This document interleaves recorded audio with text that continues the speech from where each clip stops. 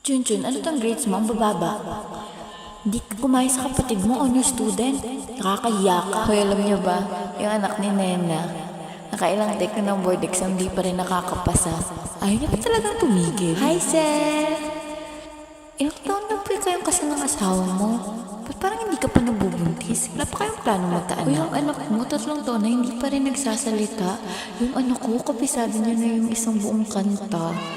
3 years old din, gaya ng anak mo. Nakikita niyo ba yan? Ilang taon na yung graduate? Wala pa rin trabaho. Tambay lang sa bahay. Ha? Si Aling Sara? Di ba 53 na siya? Magpapalik eskwela pa rin siya? Parang tanda niya na. Ayaw niya pumayos sa kapatid mo, honor student. Nakakahiya ka. Nabubuntis. Wala pa kayong plano magkaanak? Tambay lang sa bahay. Nakakahiya ka. Nakakahiya ka.